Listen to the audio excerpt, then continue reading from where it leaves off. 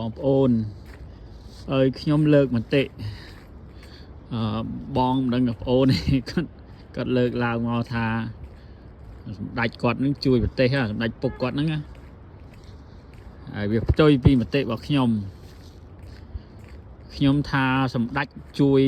ពូជសម្ដេចហើយនឹងបពពួកសម្ដេចមិនមែនជួយប្រទេសជាតិទេព្រោះកាលពីសម្ដេចដឹកនាំដំបូងបង្អស់គឺសម្ដេចឡើងមកដឹកនាំគឺបាក់ដៃទៅទេសម្ដេចអត់មានអីទេឥឡូវកុំថាឡើយសម្ដេចសូម្បីតែចៅទួតចៅលួត7សន្តានរបស់សម្ដេចคล้ายទៅជាអ្នកមាននិងមានតំណែងទាំងអស់នៅក្នុងប្រទេសហើយបពពួករបស់សម្ដេចគឺកើតសេដ្ឋីទាំងអស់តែវិលមកមើលប្រទេសជាតិវិញគឺរលាយហិនហោចទាំងសម្បត្តិធម្មជាតិបំផ្លិចបំផ្លាញព្រៃឈើភ្នំបឹងបួអីហ្នឹងខ្ទេចខ្ទីអស់ហើយបើយើងទៅមើលប្រព័ន្ធការពារជាតិក្រសួងការពារជាតិកងទ័ពរហេមរហាមលើកដៃសំពះ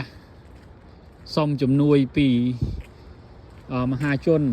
ក្នុងគណៈខ្លួនឯងជាក្រសួងការពារជាតិជាស្ថាប័នកម្ពុជារបស់ជាតិណាហើយបើយើងក៏លេចមកមើលកសិកររហេមរហាមធ្វើស្រែមួយឆ្នាំរោតែហូបខ្លួនឯងមិនគ្រប់បាទគ្រប់ទិសទីបើយើងវិលមកមើលអាជីវករលក់ដូរវិញគឺមួយថ្ងៃកាត់មួយថ្ងៃកោពេលខ្លះទៅគេប្លន់យកតូបយកអីចឹងទៅបើយើងមកមើលប្រជាពលរដ្ឋចំណាក់ស្រុកវិញរាប់លានអ្នកហើយនៅក្នុងប្រវត្តិសាស្ត្រប្រទេសកម្ពុជាក៏ដែលមានទេដែលពលរដ្ឋទៅធ្វើខ្ញុំគេរាប់លានអ្នកធ្លាប់តែគេមកធ្វើខ្ញុំនៅប្រទេសកម្ពុជាឥឡូវហ្នឹងគឺប្រទេសកម្ពុជាคล้ายទៅជាធ្វើខ្ញុំគេវិញណាហើយខ្ញុំ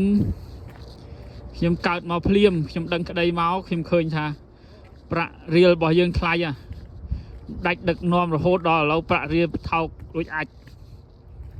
បែរទៅជាលុយបាតថ្លៃកប់ពពក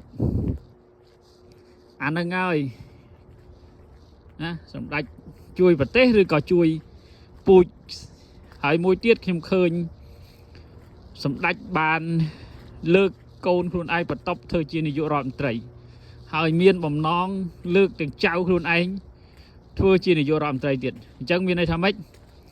មានន័យថាសម្ដេចយកប្រទេសកម្ពុជាធ្វើជាកម្មសិទ្ធិរបស់